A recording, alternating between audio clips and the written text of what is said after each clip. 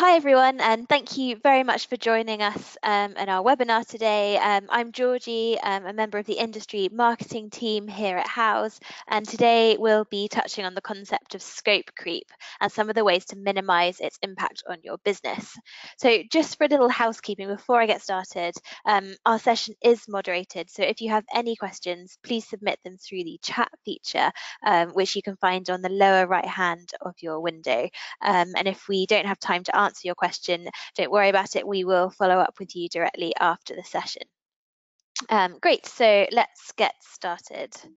Many seasoned pros know what it's like when a project detours from the original proposal, whether it's the result of insufficient planning, an indecisive client, a client who collects ideas continuously during the process, or balancing multiple decision makers.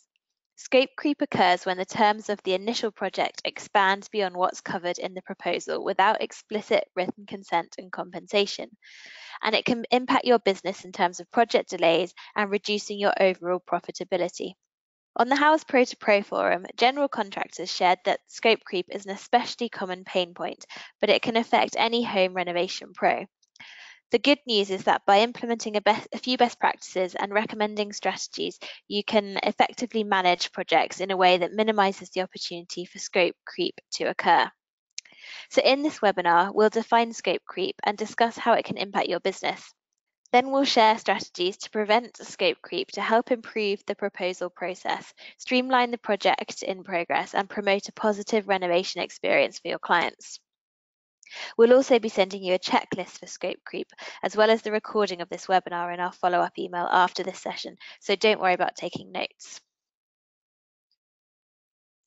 In order to prevent or manage scope creep, it's important to understand what it is, as well as how to identify the signs.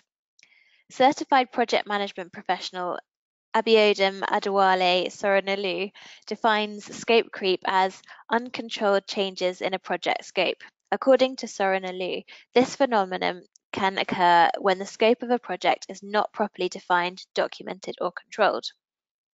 According to a recent university research article, scope creep can cost up to 4 times as much as initial development costs. The cost of scope creep can include deferred benefits and lowered return on investment, increased maintenance costs, and additional expected loss, such as if the project is cancelled. Scope creep is clearly recognised as a challenge across many industries, but how can scope creep impact your business? One implication of scope creep is budget overruns. According to the 2018 House and Home study, 46% of homeowners who renovated in 2017 went over budget on their renovation, and 31% of homeowners who renovated in 2017 cited changing the scope or design as the reason why. Another consequence of scope creep is lost profitability. According to architect and business consultant Enoch Sears, one challenge with flat fee work is the potential for scope creep to eat your fees alive. You need to outline expectations of what will be delivered upfront, and that client delays and changes will require additional fees. In addition, scope creep can cause delays on other projects and put you in a bind. If you can't complete one project before the next one in your pipeline is stated to start, the second project could get pushed back. In that case, you'll have delays or need to find more workers to get projects completed as close to the original schedule as possible.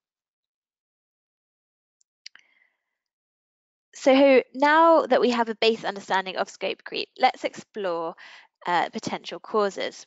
There are 3 primary cause areas: poor documentation, insufficient client education or visualization, and unanticipated issues. An article from Construction Executive magazine advises that scope creep can occur when there are discussions about scope but which were not written down and documented, which can be a problem when a dispute arises, and there is no way to track and source the change. Scope creep may occur when a client doesn't know about all of the design or material options, but learns about them later after starting the project, then wants to include something they didn't know of before.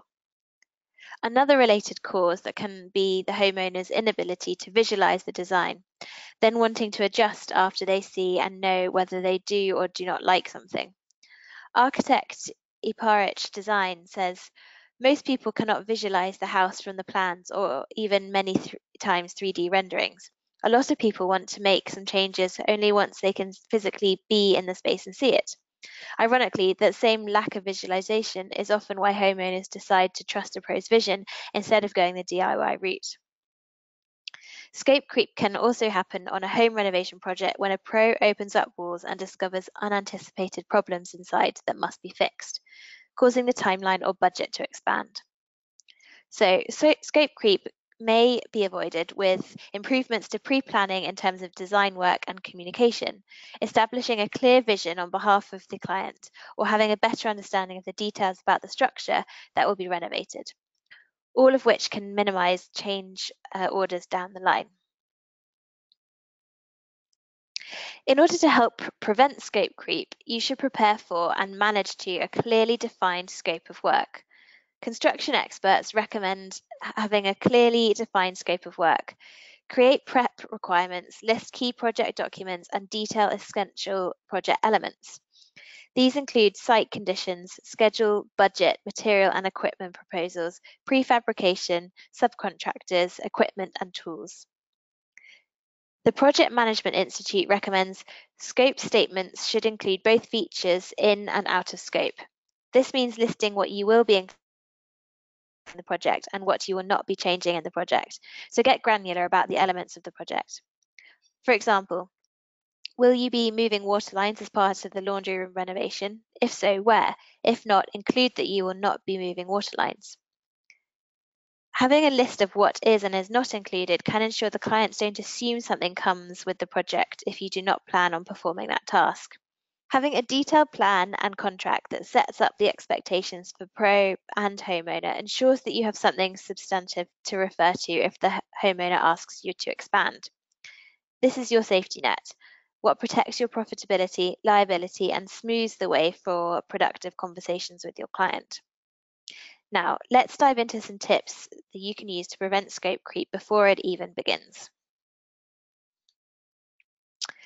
First and foremost, help the homeowner set a budget in the beginning of the project and stick to it. Our House and Home study found that 77% of homeowners set a budget, which means the other 23% leave themselves vulnerable to scope creep from the start, because there is no final number holding the project together. We also found that even if they do set a budget, approximately 50% of those homeowners don't stick to it, giving you a 50-50 chance of your next client changing their mind throughout the process. Ensure that the client has an amount they are comfortable spending, and if they ask for additional features along the way, refer to the initial budget to keep them in line. Know the underlying desired outcome. Understanding what the client really needs from the project will allow you to deliver the right solution and can prevent change orders that generate as a result of the initial proposal not solving the underlying problem. Set well-defined goals. To define these goals, you can use the SMART criteria for goal setting, a strategy developed by renowned business consultant Peter Drucker in his work Management Concepts. Make sure that the goal you and your client agree upon when defining the scope are specific, measurable, acceptable, realistic, and time-bound. To make your goal specific, discuss with the homeowner what is and is not included in the project and include as many details as possible. What room or rooms will you work on? What materials will you include? What existing pieces will stay, if any? To make your goals measurable, quantify what you'll be changing. For example, how many walls will be painted? How many square feet of flooring will you install? How many windows will you replace? How many trees will you plant? Use wording in terms of numbers and size for ultimate clarity. To make your goals acceptable, both homeowner and pro must agree on the goals.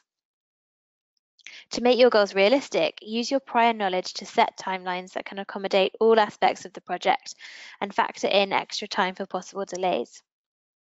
To make your goals time-bound, include a schedule of when certain phases of the project will be completed, including any deliverables from you when the clients need to make their decisions and payment schedule dates.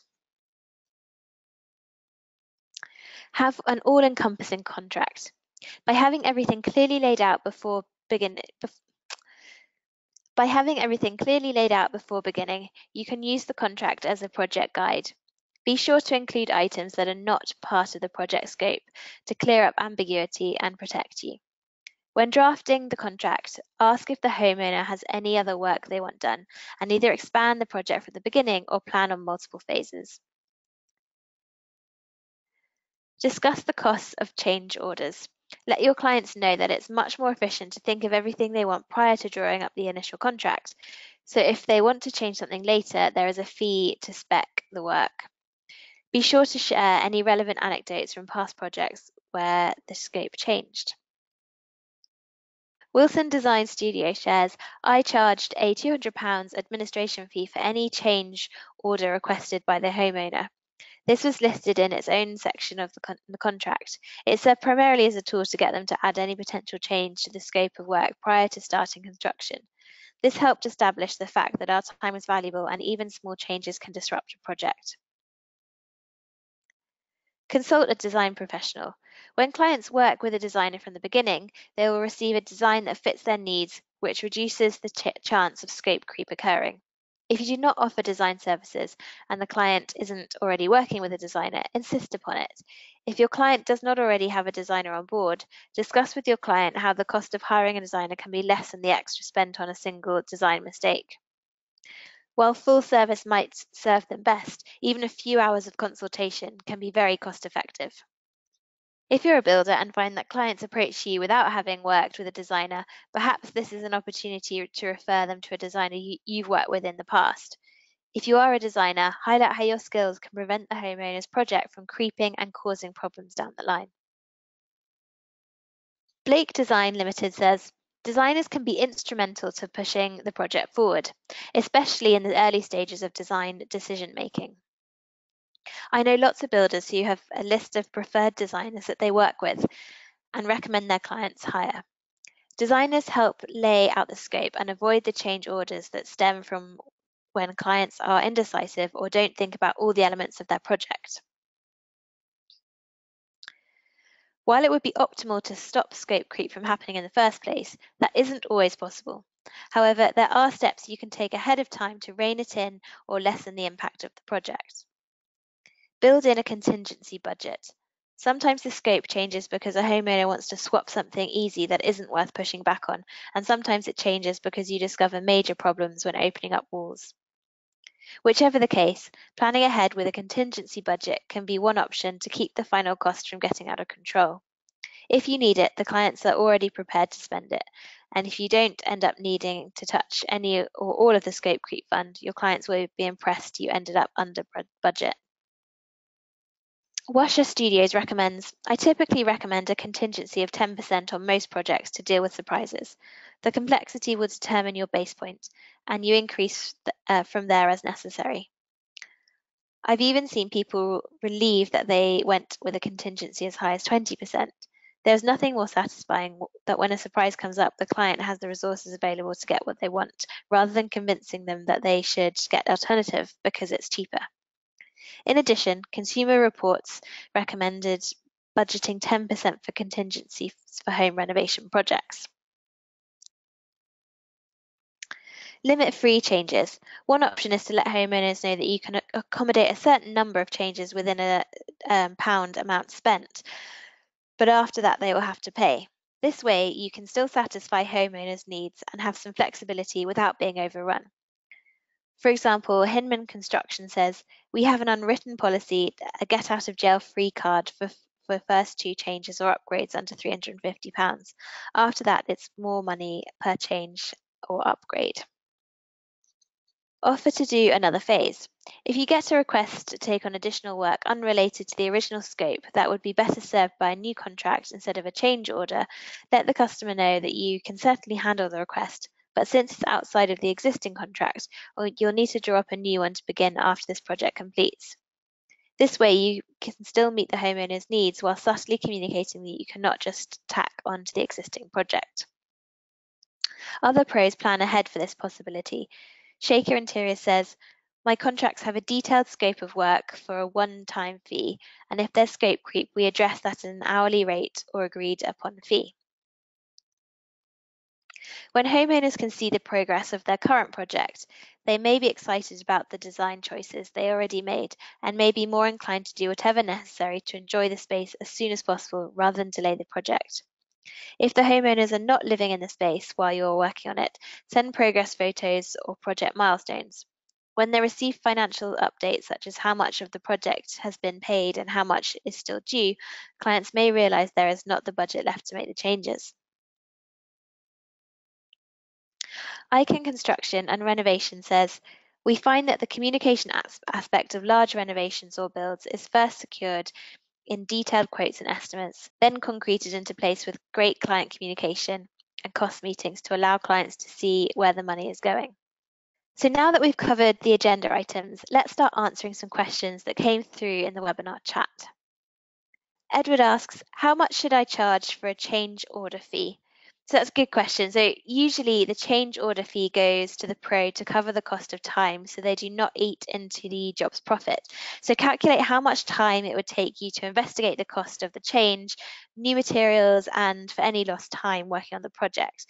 A couple of £100 seems to be about the standard from what we saw. So it's enough that it may be a disincentive to change, but if it's really important to the homeowner, they can still get what they really want. And Karen asks, how am I able to find out what the client expects from the potential project before contacting them? Another good question. So in some cases, it may be the first time your client is carrying out a project. So assisting them with expectations is crucial. So at Houzz, we introduced a tool to combat this, which is Project Match. Homeowners can fill out inquiry forms based on the questions we ask them, and professionals are able to identify what the client expects prior to contacting them. And Joan asks, one of the issues clients struggle with is setting a budget that matches their needs. What can I do with my Houzz profile to help set expectations? Okay, so this is a great question, Joan. For home professionals, this is a common problem within the industry. In order to combat this, you are able to showcase the details and costs on your project so that homeowners are roughly aware of what to expect should they wish to set a realistic budget. The photo section on Houzz is where you can manage expectations as users spend the majority of their time there. So by getting the right information on your projects and profile, homeowners know what to expect prior to contacting you. And it may well be worth asking someone from the Houzz team to show you the roadmap of Houzz users as it differs from a home professional. For the questions we're not able to get to, we'll be following up with you directly in a few minutes, so please sit tight. We'd also love to get your feedback on this webinar topic and presentation. Let us know if you found it useful. Did it offer information that you can apply to your business? Please do let us know in the comments box. And likewise, if there are any other topics you'd like to suggest, please do feel free to submit them through the chat feature. Again, you can access that in the lower right-hand side of your window. And the last item before we wrap up, I did just want to take a few minutes to introduce you to our Power Package solution, which is an all-inclusive local marketing program that is available to all of our professionals. It includes several terrific features that allow you to take full advantage of the Houzz platform, going beyond what you get with a free profile. So most importantly, we guarantee that you'll be seen by homeowners who are in those key markets where you want to do business. That includes our photo stream, professional directory, and project match feature. We work with you to build your brand through our enhanced professional profile. Then we build you a website where you can promote and showcase your business and projects. And you'll work with a single point of contact on your entire program so that we can be as efficient with your time as possible. Most of our pros find Power Package to be the best strategy for them because it's designed to promote a strong online presence. Since 97% of consumers look for local businesses online, we want to make it easy for you to use Houzz as your one-stop marketing team, giving prospective clients a really powerful way to get to know you no matter when they're planning and researching. Whether it's on a Sunday afternoon or midnight in the middle of a work week, your Houzz profile and website will be doing the work for you. Plus, because the website is connected with your Houzz profile, we'll be able to synchronize your new projects, photos, and reviews for you. So you'll never have to pay for updates or changes to your website, and it's going to remain current. We'll also purchase a domain name for you, or we can use your existing domain name if you have one, and we'll provide secure hosting with no additional fees or costs. I'm definitely not going to give the program justice in just a few brief minutes that we have right now. So if you are interested in learning more, you can send us an email to ukprocommunity@houzz.com, or send us a message through the webinar chat, and we'll make sure we get you connected with one of our marketing specialists. So that is all for today. Thank you so much for joining us. We hope it was useful, and we look forward to seeing you in our next webinar.